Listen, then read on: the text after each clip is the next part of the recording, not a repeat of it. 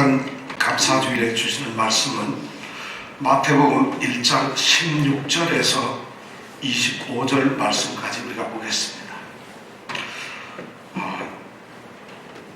성탄절의 말씀에는 너무 아주 익숙한 말씀이고 너무 우리가 잘 아는 말씀이지만 그래도 성탄절에 이 말씀을 우리가 함께 생각하기를 원합니다. 16절부터 25절 우리가 한 목소리로 읽도록 하겠습니다. 야곱은 마리아의 남편 요셉을 낳았으니 마리아에게서 그리스도라 칭하는 예수가 나시니라. 그런즉 모든 대수가 아브라함부터 다윗까지 14대요 다윗부터 바벨론으로 이거할 때까지 14대요 바벨론으로 이거한 후부터 그리스도까지 14대로라. 예수 그리스도의 나심은 이러하니라.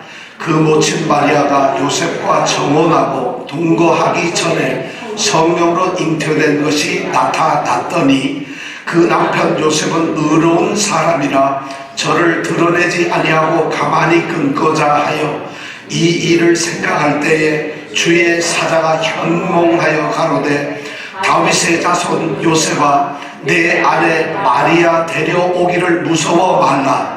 저에게 잉태된 자는 성령으로 된 것이라. 아들을 낳으리니 이름을 예수라 하라.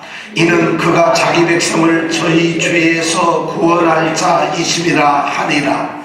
이 모든 일에 된 것은 주께서 선지자로 하신 말씀을 이루려 하심이니 가라사대 보라 처녀가 잉태하여 아들을 낳을 것이요 그 이름은 임마누엘이라 하리라 하셨으니 이를 번역한즉 하나님이 우리와 함께 계시다 함이라. 요셉이 잠을 깨어 일어나서 주의 사자의 분부대로 행하여 그 아내를 데려왔으나 아들을 낳기까지 동침치 아니하더니 낳음에 이름을 예수라 하니라. 오늘 성탄절은 이제 우리가 드리는 성탄절 감사 주일입니다. 성탄절은 예수님께서 우리 인간의 역사 속으로 들어오신 날입니다. 물론 우리 인간의 역사를 주님은 성자 하나님으로서 주관을 하셨지만 이제 그 역사에 직접적으로 관여하시고 우리 역사의 현장으로 들어오신 날, 이날이 바로 성탄절입니다. 그래서 그 성탄절은 바로 예수님께서 이 세상에 오셨구나, 우리 인간들 오셨구나 하는 그 날을 우리가 축하하고 기념하는 날이 바로 성탄절입니다. 사실 이 예수님의 성탄이 이루어진 이 성탄절은 인류 역사에서 어쩌면 너무 기억할 수 없는 가장 충격적이고 가장 위대하며 상상할 수 없는 사건입니다. 왜냐하면 창조주이신 그분이 피조물의 세계로 직접 오셨어요. 하나님이신 그분이 인간으로 오셨다는 것이, 이런 일은 도저히 있을 수 없는 일인데 바로 성탄절이 그런 일이 이루어졌다는 것입니다. 인간의 가장 강력한, 가장 굳센 로마 제국이 지배하고 있던 바로 그 시대에 그 로마의 지배를 받던 유대, 거기에서도 보잘것없는 베들레헴이라고 하는 곳에서 우리 왕은 태어나셨습니다. 마지막 구약의 이 예언자들이 예언을 한 그 예언이 마치고 나서 400년이 흘렀고 더 이상 구약의 어떤 하나님의 예언이 나타나지 않는, 하나님의 말씀이 없는 그러한 시대가 400년이나 지속된 암흑기에 이제 그리스도 예수님은 이 땅에 오셨습니다. 오늘 우리가 이 생각을 하려고 하는 말씀은 바로 그 예수님이 이 땅에 오셨다는, 탄생하셨다는 그 기사를 우리가 함께 생각해 보려고 합니다. 마태는 마태복음을 쓰면서 그 처음 부분을 예수님의 탄생 이야기로부터 시작을 합니다. 마태복음을 쓰면서 1장 1절부터 17절까지 예수님의 족보의 이야기를 합니다. 그 예수님의 족보의 처음 1장 1절은 아브라함과 다윗의 자손 예수 그리스도의 세계라, 이렇게 시작을 합니다. 그렇게 시작한 족보가 이제 그 족보의 최정점에 다다른 것이 어디냐? 바로 16절의 말씀입니다. 야곱은 마리아의 남편 요셉을 낳았으니 마리아에게서 그리스도라 칭하는 예수가 나시니라. 여기에서 이 족보가 완성이 됩니다. 왜냐하면 이 족보는 바로 예수님을 향해서 왔던 족보였고 예수님이 그 족보의 중심이었기 때문에 그렇습니다. 우리는 이 족보를 통해서 중요한 것을 한 세 가지 알아볼 수가 있습니다. 첫 번째 우리가 알 수 있는 것은 예수님은 아브라함과 다윗의 진정한 자손이라는 사실입니다. 이제 그렇게 선언이 되고 있어요. 왜냐하면 족보의 처음이 아브라함과 다윗의 자손 예수 그리스도라고 선언을 하고 있고 그 족보의 마지막이 예수님으로 나와 있기 때문에 우리는 예수님이 아브라함과 다윗의 자손이라는 사실을 알게 됩니다. 또 하나 중요한 것은 이 족보를 통해서 우리는 예수님의 이 탄생이 인간의 일이 아니라 하나님이 행하신 일이라는 것을 알게 됩니다. 이 족보가 기록된 1장 2절부터 16절까지의 말씀을 쭉 보면 누가 누구를 낳았다고 하는 말이 40번 사용되고 있습니다. 그런데 이 낳았다는 말이 능동태로 되어 있어요. 이 말은 뭐냐면 2절에 보면 아브라함이 이삭을 낳고 이삭이 야곱을 낳고 야곱이 유다와 그 형제를 낳고 이렇게 해서 전부 긍정적으로 사람이 아들을 낳은 걸로 아비가 된 걸로 해서 40번 능동태로 이렇게 문장이 되어 있습니다. 그런데 1장 16절에 와서 그 말씀이 바뀝니다. 어떻게 달라졌느냐 하면은 야곱은 마리아의 남편 요셉을 낳았다. 그러니까 요셉의 아버지는 누굽니까? 여러분, 요셉의 아버지가 누굽니까? 구약에서 요셉의 아버지는 누구일까요? 그러니까 신약에서 요셉의 아버지나 구약에서 요셉의 아버지는 똑같이 야곱이라는 이름을 가지고 있어요. 우리가 이걸 알 수 있어요. 야곱은 우리 마태복음 1장 15절에 보면 야곱의 아버지는 맏단이라고 하는 사람, 또 맏단의 아버지는 엘르아살이라고 하는 사람, 이렇게 해서 엘르아살은 맏단을 낳고 맏단은 야곱을 낳고 야곱은 마리아의 남편 요셉을 낳았다, 이렇게 되는데, 그런데 예수님의 대로 와서부터는 그 다음 두 번째 문장이 어떻게 되느냐? 마리아에게서 그리스도라 칭하는 예수가 나시니라, 낳았다가 아니라 나시니라 하는 말로서 수동태로 말이 바뀌고 있어요. 40번의 능동태로 사람이 그 자손을 낳았는데 16절에 와서 예수님이 낳는 그 순간에는 갑자기 사람이 예수를 낳는 것이 아니라 마리아에게서 예수님이 나셨다, 수동태로 바뀌고 있다는 것이죠. 이 변화가 여기에서 지금 나타나고 있어요. 그 전에도 물론 전부 다 이 능동태로 되어 있어요. 우리가 잘 아는 대로 살몬은 라합에게서 보아스를 낳고, 보아스는 룻에게서 누굴 낳았어요? 오벳을 낳고, 다윗은 우리아의 아내에게서 솔로몬을 낳고, 전부 여자를 통해서 낳았다, 이렇게 되어 있는데 16절에 와서는 마리아에게서 요셉이 아들을 낳은, 예수를 낳았다고 하지 않고 마리아에게서 그리스도라 칭하는 예수가 나셨다고 이렇게 수동태로 말을 하고 있어요. 성경학자들은 이것을 신적 수동태라고 합니다. 다시 말씀드려서 예수님께서 태어나신 사건은 사람에 의해서 이루어진 것이 아니라 하나님이 마리아라는 수단을 통해서, 마리아를 통해서 하나님이 하셨다는 것이죠. 그리스도라 칭하는 예수는 하나님이 보내신 일이고 하나님이 이 땅에 낫게 하셨다는 사실을 우리에게 알려주고 있어요. 이 문장이 그렇게 알려주고 있어요. 그리고 우리가 이 16절을 통해서 또 알 수 있는 세 번째 사실은 뭐냐면 예수님 그분은 그리스도라는 것을 알 수가 있습니다. 그리스도는 기름을 부은 자라는 말이죠. 메시아라는 말하고 같다고 그랬죠. 우리가 그리스도는 헬라어 말이고 메시아는 히브리 말이에요. 근데 바로 그리스도라고, 예수님께서 그리스도라고 하는 말은 그리스도로서 세 가지 어떤 직분을 하셨다, 그리스도의 일을 하셨다는 거죠. 오늘 우리가 서로 교독한 이 소요리 문답 23번에서 26번을 여러분들이 꼭 읽어보세요. 거기에 보면 그리스도의 세 가지 직분을 얘기하고 있어요. 왕, 제사장, 선지자로서의 일을 하셨다. 바로 예수님은 왕으로서, 선지자로서, 제사장으로서의 역할을 위해서 이 땅에 오셨다는 것을 이 16절은 우리에게 말해주고 있습니다. 이렇게 예수님의 족보를 통해서 예수님을 소개하고 있어요. 그리고 17절에 가서 마태는 예수님의 족보를 마무리하면서 이스라엘 역사에 나타났던 아주 중요한 역사적 사실을 기점으로 해서 14대씩을 나누어서 세 기간으로 분류해서 우리에게 이야기를 하고 있어요. 그 첫 번째가 아브라함으로부터 다윗까지, 두 번째는 다윗부터 바벨론으로 포로로 끌려간 것까지, 그 다음에 세 번째는 바벨론으로 포로에 끌려가가지고 그 이후에 그리스도가 나신 것까지, 이렇게 세 개의 시대로 나누고 있어요.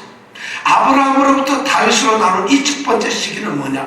이스라엘 백성이 아브라함으로부터 시작이 되어서 다윗이라는 왕권이 수립되는, 왕이 세워지는, 왕국이 완성되는 사실을 보여주고 있어요. 이것을 연례대로 이야기합니다. 예수 그리스도는 왕이라는 사실을 우리에게 그것을 알려주고 있어요. 아브라함으로부터, 아브라함은 한 개인을 예수님께서 창세기 12장에서 부르셨어요. 한 개인을, 자식도 없는 아내와 둘이 살고 있는 75살의 한 남자를, 아브라함을 부르셨어요. 그리고 그를 자신의 사람으로 부르시면서, 하나님의 백성으로 부르시면서 내가 너를 크게 내 이름을 창대키고 내게 복을 주고 내가 복의 근원이 되도록 하시겠다는 약속을 했어요. 그 한 사람으로부터 민족을 이루고 나라를 이루고 다윗이라고 하는 왕권이 완성된다는 것이죠. 바로 왕이신 모습을 알려주고 있어요. 이것이 1100여 년간에 걸쳐서 이루어진 사실이에요. 그 다음에 다윗부터 바벨론으로 이거했다. 다윗의 왕권이 아들 솔로몬 들어가고 솔로몬이 죽으면서 그 나라가 갈라지게 되고, 그때부터 다윗의 왕권은 몰락으로 날아가기 시작합니다. 이스라엘이 죄를 범죄합니다. 하나님 앞에서 옳지 못하게 삽니다. 하나님께서는 인생 막대기로, 정말 하나님께서는 그들을 벌하기 싫어요. 그래서 바벨론에 의해서 586년에 이스라엘, 유다는 망하고 맙니다. 이 기간이 한 400여 년 됩니다. 400여 년 동안은 우리가 성경적으로 볼 때 선지자의 시대입니다.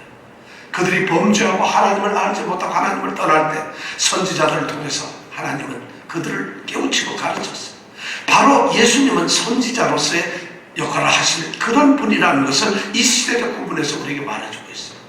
바벨론으로 끌려가가지고 예수님이 태어난 그리스도까지, 그때가 한 580년, 한 600여 년 됩니다. 이때는 왕도 없어요. 역사도 없어요. 그냥 암흑기. 그들은 처참하고 가장 비참한 데서 버려진, 하나님을 섬기지도, 하나님을 알지도 못하고, 하나님의 말씀이 선포되지도 않고, 예언도 없고 아무것도 없는 상태에서 그들은 암흑기를 400년 이상을 보냅니다. 그들은 그들의 죄를 뉘우쳐야 될 제사장이 필요해요. 그들의 삶을 하나님께로 이끌어가야 돼요. 그들을 살려야 제사장이 필요해요. 바로 그리스도께서 나타났어요. 그분은 제사장으로 오신 분이에요. 그래서 이 14절에는 제사장으로서, 선지자로서, 왕으로서 그리스도의 사역을 우리에게 말을 해주고 있어요. 이 역사 동안에 바로 예수님은 그리스도시다, 그분이 바로 그리스도라는 것을 족보를 통해서 그분의 신분을 우리에게 소개하고 있어요.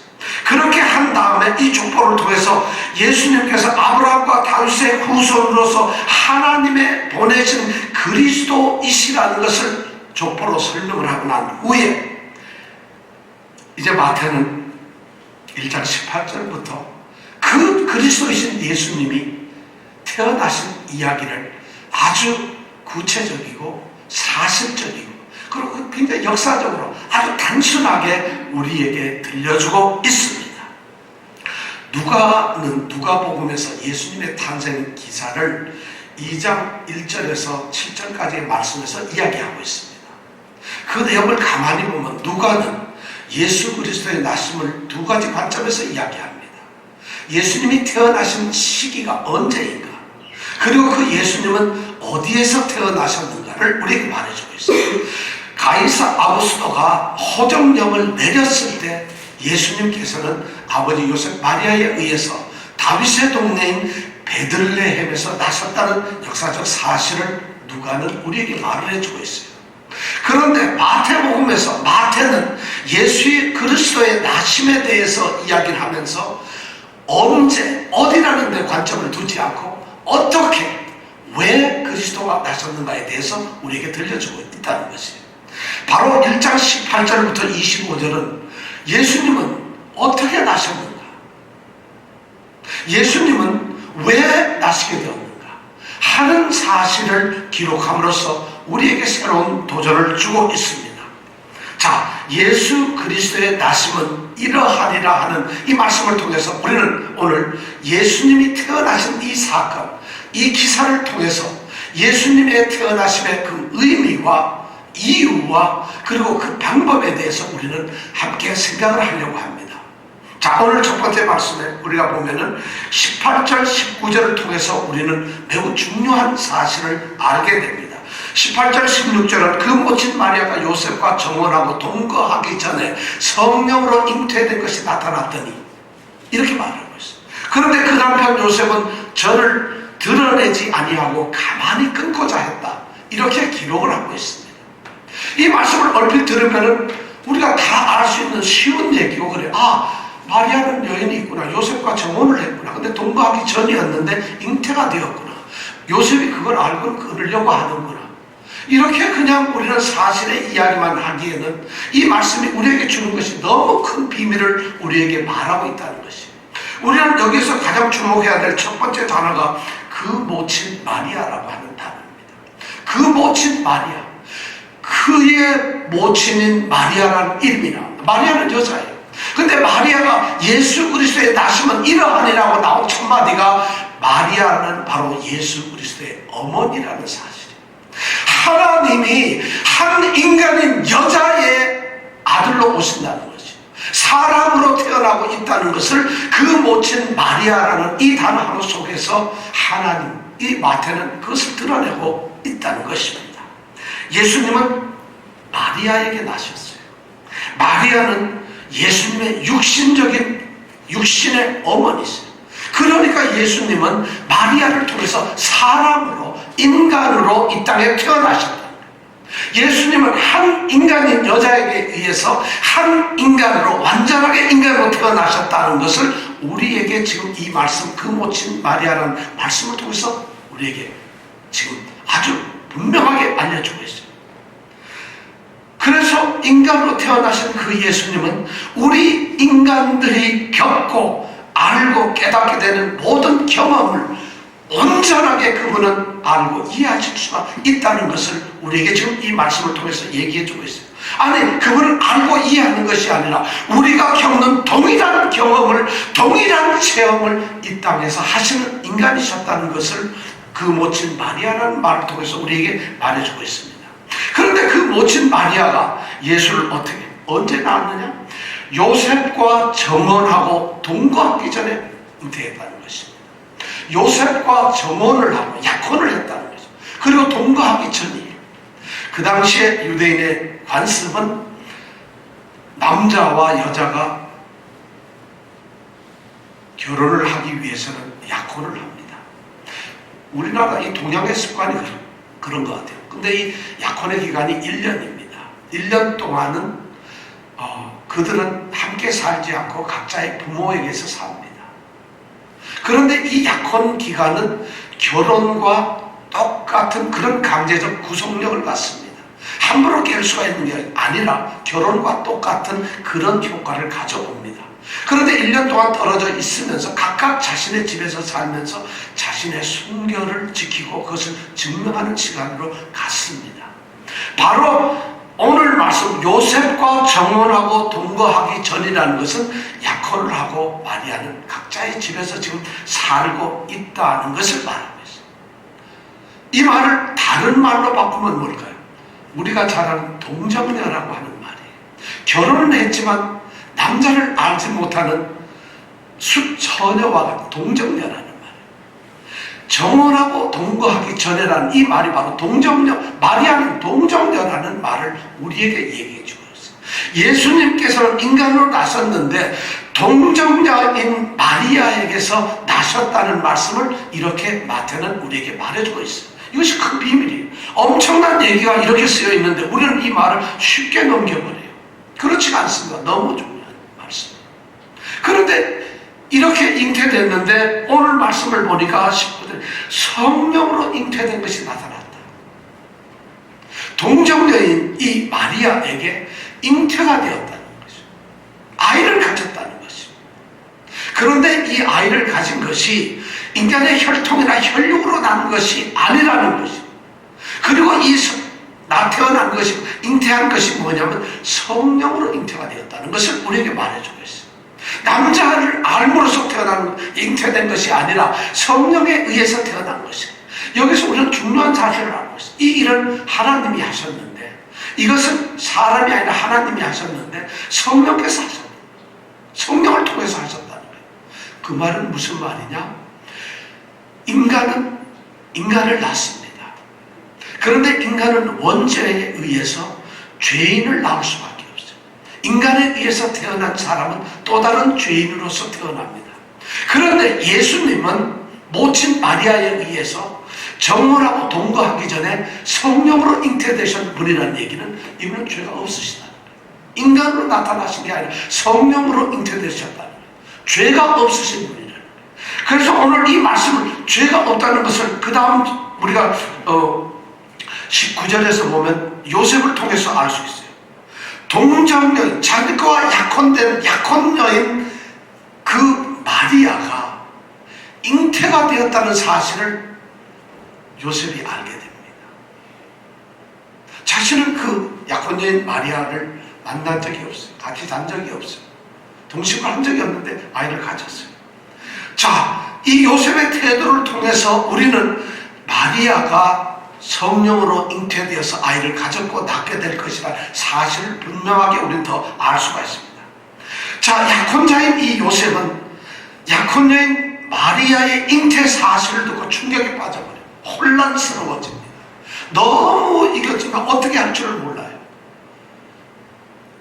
있을 수가 없는 일이 일어나고 있어요. 더군다나 율법에 충실한 다윗의 후손인 이 야곱에게 있어요. 요셉에게 있어서, 더군다나 다윗의 후손인 마리아에게 있어서 아이가 잉태되었다는 이 사실은 도저히 어떻게 할 수 없는 방법이에요. 그런데 요셉이 오늘 성경 말씀에 의로운 사람이라고 해서 이 사실, 잉태된 사실을 드러내지 않으려고 합니다. 드러내면 율법에 의해서 마리아는 아마 죽게 될 겁니다. 아마 엄청난 모욕과 부끄러움과 수치를 당하게 될 겁니다. 요셉 자신도 그런 일을 당하게 될 것입니다. 의로운 요셉은 약혼자로서 이런 일을 드러내놓고 싶지 않았어요. 그래서 가만히 이 일을 정리하려고 생각을 했다고 이야기하고 있습니다. 이 말씀을 통해서 우리는 이 18절, 19절을 통해서 우리는 매우 분명한 사실을 알 수 있습니다. 동정녀인 마리아에게서 예수님은 참 인간으로 태어나셨다. 그리고 성령으로 잉태됨으로 말미암아 그분은 죄 없는 인간으로 태어나셨다. 이 사실을 우리는 알게 됩니다. 이 말씀을 통해서 알게 됩니다. 자, 그리고 두 번째 우리가 알 수 있는 것은 20절에서 우리는 알 수 있습니다. 약혼녀인 마리아가 잉태되었다는 사실 때문에 번민하고 고민하고 있는 이 요셉에게 천사가 나타납니다. 주의 사자가 꿈에 나타납니다. 그리고 말을 하죠. 다윗의 자손 야곱아, 요셉아 이렇게 부릅니다. 매우 중요한 말을 부르고 있어요.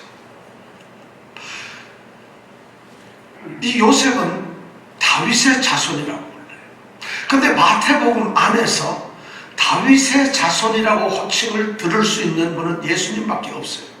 그런데 유일하게 바로 이 요셉을 향해서 바로 1장 20절에서 다윗의 자손 요셉이라고 성경은 말하고 있어요.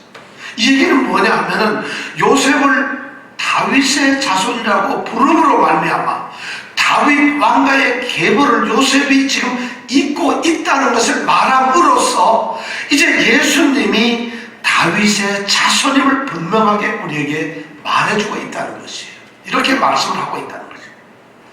그렇게 이야기를 하면서 이 천사는 다윗의 자손 요셉이라고 하면서 마리아가 잉태한 그 사실에 대해서 설명을 합니다. 저에게 잉태된 자는 성령으로 된 것이다. 마리아가 잉태한 그 사실이 성령에 의해서 된 것이라는 거예요. 자, 잉태된 자, 마리아는 잉태된 아이를 가지고 있어요. 잉태된 자가 성령에 의해서 잉태된 자가 되었다는 말씀. 이 말씀은 무슨 말이냐면 성부 하나님이 성령 하나님으로 말미암아 성자 하나님 예수님을 이 땅에 나게 하신다는 이런 사실을 지금 우리에게 이야기해 주고 있어요. 매우 중요한 이야기를 우리에게 선언하고 있어요. 성부 하나님이 하시는 일인데 성령 하나님을 통해서 성령 하나님으로 말미암아서 성자 예수님이 한 여인에게 잉태되고 태어나게 한다는 것입니다. 바로 예수님, 그분은 누구냐? 성육신 하나님은 다윗의 자손으로 오신 하나님의 아들이라는 것을 바로 이 20절은 우리에게 말해주고 있어요. 단순한 말인 것 같지만 이 말씀은 이렇게 숨어있는 비밀을 우리에게 알려주고 있습니다. 예수님은 참 인간으로 오셨고 참 신 하나님으로 오셨습니다. 그분은 인간으로 오셨기 때문에, 인간이기 때문에 우리의 모든 것을 아시며 체험을 하십니다. 알고 계시고 우리와 같이 느끼십니다. 그런데 그분은 또한 하나님이시기 때문에 우리의 모든 것을 해결하실 수 있는 능력과 권세를 가지신 분입니다. 이것이 바로 오늘 말씀에서 우리에게 들려주고 있어요. 그리고 세 번째는 예수님은 구원자라고 우리에게 말씀을 하고 있습니다. 21절은 그렇게 우리에게 말씀을 하고 있습니다. 다 같이 한번 읽어볼까요? 21절 읽어보겠습니다. 아들을 낳으리니 이름을 예수라 하라. 이는 그가 자기 백성을 저희 죄에서 구원할 자이십니다.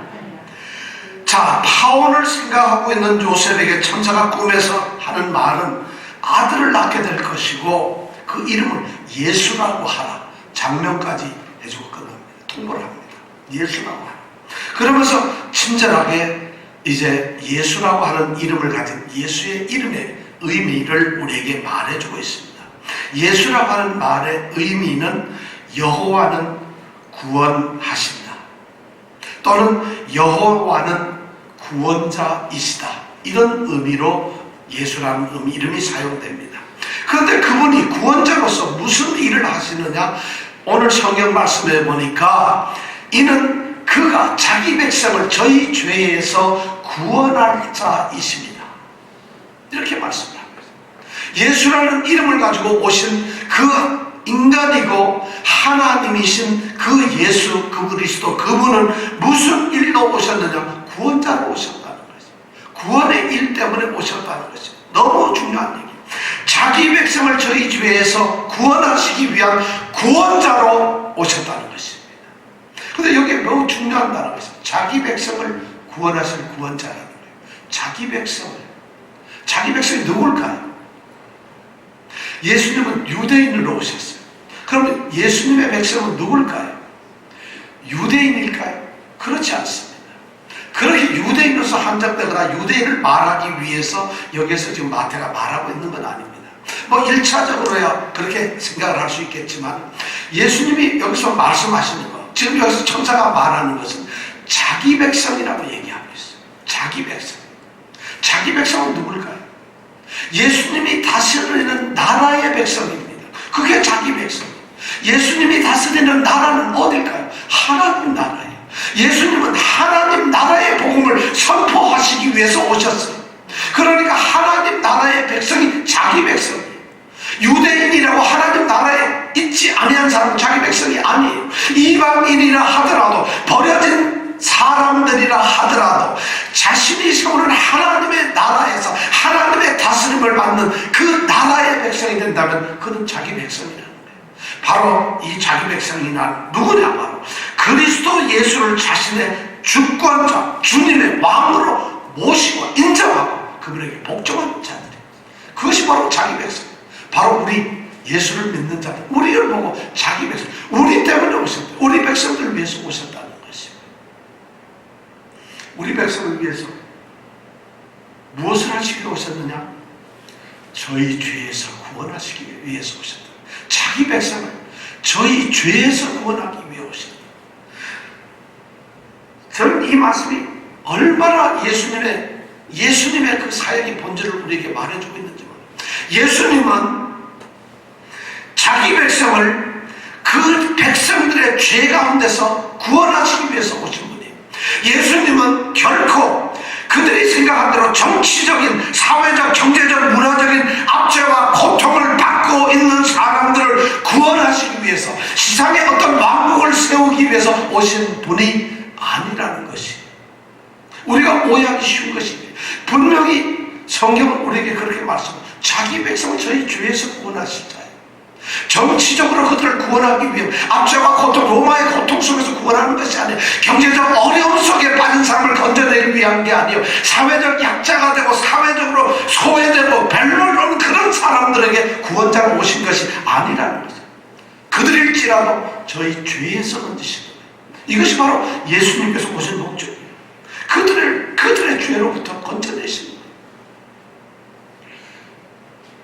너무 놀라운 일이죠. 예수님이 오신. 그래서 저는 성탄절 되면 성탄절 메시지라고 뭐 유명한 기관장들 등등 분들이 이 땅에 평화가 깃들게, 평화의 왕으로 평화를 이 땅, 주님은 이 땅에 평화를 주시기 위해서 오신 분이 아니에요. 주님은 이 세상은 악해요. 예수님을 대적해요. 그래서 세상에 대해서, 죄에 대해서 심판을 하신다고 그랬어요. 세상에서 너희가 환난을 당하나 담대하라, 내가 세상을 이겼다고 말했어요. 예수님은 이 세상을 변화시키고 이 세상에 평화를 주고 이 세상에 아름다운 낙원이 되도록 오신 게 아니라, 그렇게 악하고 변질되고 타락한 이 세상에 살고 있는 자기 백성은 그 죄 가운데 있는 데서 건져내시고 구원하기 위해서 오신 분이에요. 예수님의 오심은 바로 그거라는 것이에요. 우리는 착각을 하고 있어요. 예수님은 괜히 이 세상을 뭐 사과밭으로 만들고 아름다운 동산으로 만들어서 착각을 하고 있어요. 그러니까 예수님이 이용당하고 있어요. 예수님 그런 분이 아니에요. 오늘 이 성탄절에 우리는 1장 21절을 통해서 예수님의 오신 목적과 오심을 우리는 이렇게 알 수가 있어요. 자기 백성을 위해서, 그들의 죄에서. 너무 중요해요. 예수님이 지금 자기 백성이 된 우리들을 바로 말이죠. 우리가 죄의 건사 때문에, 그리고 죄의 어떤 더러움 때문에, 죄의 그 죄책감 때문에, 그리고 죄로 받아야 될 그 형벌로부터, 사망, 그 아픈 거기로부터 우리를 건져내시고 구원하시기 위해서 예수님은 오셨다는 거예요. 예수님의 관심사는 죄에 대한 문제고 구원의 문제예요. 그분은 이제 이렇게 오셔가지고 한 30여 년 지나시면 십자가에 달려서 자신이 죽으시고, 바로 그 일 때문에 오신 거예요. 십자가에 달리시는 것은 이 땅에 아름다운 왕국을 세우는 게 아닙니다. 이 땅에 힘센 자들을 더 만드는 게 아닙니다. 예수 믿는 자들을 더 돈 벌게 하고 더 출세하게 만들고 더 윤택하게 만들고 그들을 더 높은 자리로 만들고 그들을 어떻게 무슨 뭐 나라를 다스리는 어떤 지도자로 만들기 위해서 오신 것이 아니라, 그들이 처해 있는 그 죄 가운데서 건져내기 위해, 그들을 구원해서 온전한 하나님 나라의 백성이 되게 하기 위해서, 자기 백성이 되게 하기 위해서 오셨다는 사실입니다. 이것이 바로 구원자로 오셨다. 오늘 성경은 그렇게 세 번째 얘기하고 있습니다. 자, 네 번째는 예수님은 언약의 성취자로 오셨다고 되어 있습니다. 22절에 보니까 이 모든 일에 된 것은 주께서 선지자로 하신 말씀을 이루려 하십니다. 예수님의 탄생을 마태는 언약의 성취자라는 또 분명하게 우리에게 선언을 하고 있어요. 이렇게 말씀을 하고, 그러면서 23절에 그는 이사야서 7장 14절의 말씀을 통해서 보라 처녀가 잉태하여 아들을 낳을 것이라는 말씀을 우리에게 들려주고 있습니다. 자, 예언의 말씀이 예수님을 통해서 이루어진다는 것이죠. 자, 그 예언의 말씀은 뭘까? 하나님의 말씀. 바로 이 하나님의 말씀을 누가 하는 것이냐? 주께서 하시는 거예요. 하나님의 말씀에 그 말씀을 하신 분, 그 말씀에 발언하시고 그 말씀을 이끄시고 그 말씀의 모든 주체자는 뭐냐? 하나님 주께서. 그럼 선지자들은 뭐냐? 하나님께서 하셨다. 하나님의 뜻, 하나님의 생각, 하나님의 계획, 하나님이 이루시고자 하는 그 모든 일을 대해서 선지자로 하신 말씀. 그들은 그 말을 만들어내는 사람이 아니에요. 그들은 그 말씀을 앞에 일을 보고 선지자들이 뭘 하는 게 아니라 하나님이 그들에게 말하라고 했던 그 하나님의 말씀을 그들은 단지 전달하는 거예요. 선지자들의 역할은 거예요. 그런데 하나님께서 생각하셨던 그 말씀이 선지자들을 통해서 선포된 그 말씀이 반드시 이루어진다는 것이죠. 반드시 이루어진다는 것을 오늘 이 예수 탄생을 통해서, 예수님의 탄생 기사를 통해서 마태는 우리에게 분명하게 선언하고 있습니다. 예수님 모든 약속을 성취하시기 위해서 오신 분이에요. 또한 예수님께서는 모든 약속을 성취하시기 위해서 마지막 날 다시 오신 바로 성취자로 오신 분이에요. 지금 마태는 예수님의 오심을 그렇게 우리에게 알려주고 있습니다. 자, 마지막으로 다섯 번째는 뭘까요? 예수님은 바로 임마누엘이시라는 거예요. 예수님은 임마누엘이시라는 거예요. 자, 23절 우리가 또 한번 같이 읽어보겠습니다. 보라 처녀가 잉태하여 아들을 낳을 것이요 그 이름은 임마누엘이라 하리라 하셨으니 이를 번역한즉 하나님이 우리와 함께 계시다 합니다. 마태는 지금 이사야 선지자의 말을 인용합니다. 이사야서 7장 14절 말씀을 인용합니다. 그러면서 처녀가 아들을 낳는 것, 그 아들의 이름이 임마누엘이라고 우리에게 알려주고 있어요. 왜냐하면 이사야 선지자가 이사야 7장 14절에서 그렇게 말씀을 했거든요. 그런데 바로 처녀가 아들을 낳게 되는 그 사람이 바로 예수 그리스도고 이름이 바로 임마누엘이라고 우리에게 얘기하고 있어요. 임마누엘이라는 말은 하나님이 우리와 함께 계시다, 이런 의미예요.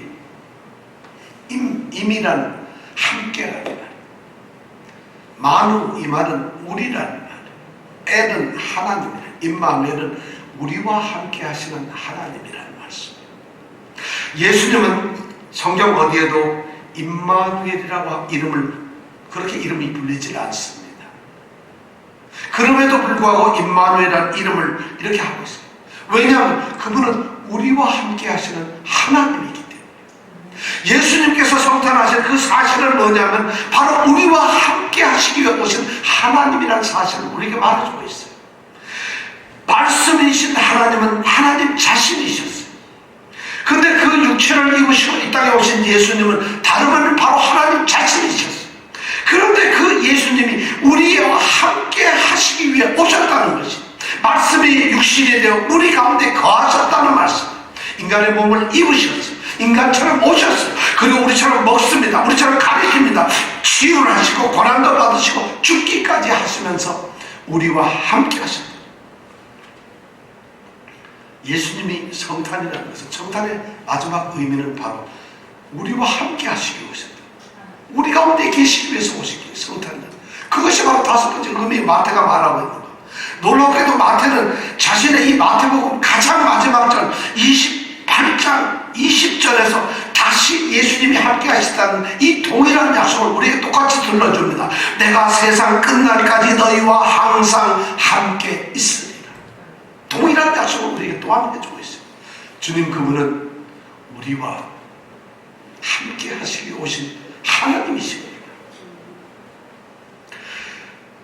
예수 그리스도의 나심은 이러하니라, 이런 말로 시작된 18절부터 예수님이 태어나셨다고 선언을 하는 25절까지는 우리가 겨우 8절밖에 안 됩니다. 그런데 이 짧은 8절 가운데는 예수님 탄생에 대한, 예수님의 탄생이 주는 의미에 대해서, 예수님이 탄생이 어떤 것인가에 대해서, 예수님의 탄생의 목적과 이유와 그것이 어떻게 되었는가를 우리에게 정말 놀라운 비밀을 우리에게 지금 말씀해주고 있습니다. 우리는 이렇게 정리할 수 있을지 모릅니다. 우리를 죄에서 구원하신 구원자이신 예수님은 하나님의 아들로서 죄 없는 인간으로 오셔서 우리와 함께 계심으로 모든 약속들을 이루시며 또 장차 다시 오셔서 그 약속하신 것을 이루실 분이다. 바로 그분이 태어나신다는 것이 성탄절이라는 의미라는 것을 우리에게 알려주고 있다는 것이에요. 그분이 바로 예수님이에요. 그분을 기억하고 그분을 기념하고 그분을 우리가 받아들이는 것, 이것이 바로 뭐냐? 성탄절이라는 거예요. 여러분, 성탄절은 그런 것이에요. 그럼 우리는 그 예수님을 어떻게 만나고 받아들여야 할까요? 우리는 그 예수님을 어떻게 만나야 될까요? 도대체 어떻게 해야 될까요? 마태는 24절에서 매우 의미 있는 말을 씁니다. 요셉이 잠을 깨어 일어나서 주의 사자의 분부대로 행했다고 이야기를 합니다. 이 예수님의 탄생 기사에서 요셉은 계속 잠만 자고 있었을까요? 그렇지 않았을 거예요. 그럼에도 불구하고 24절에서 마태는 요셉이 잠을 깨어 일어나서 주의 사자의 분부대로 행했다고 우리에게 알려주고 있습니다. 요셉은 잠에서 깨어났습니다. 그리고 요셉은 그 자리에서 일어났습니다. 그리고 요셉은 주님께서 하신 말씀대로 그대로 행했습니다. 예수님의 성탄, 예수님을 받아들이는 사람들, 요셉은 마리아 데려오기를 꺼렸어요. 주저했어요. 무서워했어요. 그는 가만히 긋고자 했던 사람인데 요셉의 이 24절 말씀을 통해서, 그의 행동을 통해서 오늘 우리에게는 다시 오시는 성탄절에 우리에게 오신 이 예수님을 우리가 어떻게 맞이해야 하는가를 아주 상징적으로 우리에게 얘기해 주고 있습니다. 잠에서 깨어나십시오. 그리고 그것에서 일어나십시오. 그리고 주님의 말씀대로 그대로 행하십시오. 이렇게 우리에게 지금 말을 하고 있다는 거죠. 우리는 세상은 어쩌면 칠흑같이 어두운 죄악의 잠에 자고 있을지 몰라요. 예수를 부정하고 예수를 거부하는 그러한 오만과 고집 속에 세상 사람들은 자고 있을지 몰라요. 예수 그분이 그리스도시고 우리의 구원자로 오셨다는 이 사실, 예수님이 누군지를 알지도 못하는 무지의 잠 속에서 자고 있는 사람이 있을지 모릅니다. 바로 이 성탄절은 바로 그러한 잠에서 깨어나기를 우리를 통촉하고 있어요. 우리에게 그 얘기를 하고 있어요. 그리고 그 잠에서 깨어난 다음에 그 자리에 잊지 말고 그것이 일어나라고 얘기하고 있어요. 그리고 말을 합니다. 주의 분부대로, 주의 사자의 분부대로, 주님이 하신 말씀대로 그대로 행하라는 것이에요. 요한은 이 내용을 이렇게 얘기를 하고 있습니다. 그가 세상에 계셨으면 세상은 그로 말미암아 지음을 되었으나 세상이 그를 알지 못했다. 그분이 자기 땅에 오매 세상이 그를 영접지 아니하였다. 자기 땅에 오고 자기가 지은 것이고 자기 백성한테 왔는데 아무도 영접지 않았죠. 그러면서 요한은 바로 요한복음 1장 12절을 말합니다. 영접하는 자, 그 이름을 믿는 자들에게는, 영접하는 자, 그 이름을 믿는 자들에게는, 영접하는 자, 그 이름을 믿는 자들에게는 하나님의 자녀가 되는 권세를 주시겠다. 하나님의 자녀가 되는 권세를 주시겠다. 성탄의 참된 의미는 바로 우리가 그 예수님을 영접하는 것, 말구에 쫓아가는 것이 아니라는 것, 낮은 곳에 오셨다는 그분에게 경배하는 것이 아니라 그분을 영접하는 것이, 그 이름을 믿는 것이. 여러분, 잠에서 계십시오. 잠에서 계십시오. 일어나십시오. 그리고 주님의 말씀대로 행하십시오. 이것이 우리에게 들려주는 마태의 성탄의 메시지입니다. 오늘 이 놀라운 성탄의 정말 의미가, 성탄의 놀라운 뜻이 우리의 삶에 그대로 살아나기를 간절히 원합니다. 우리 함께 기도하겠습니다.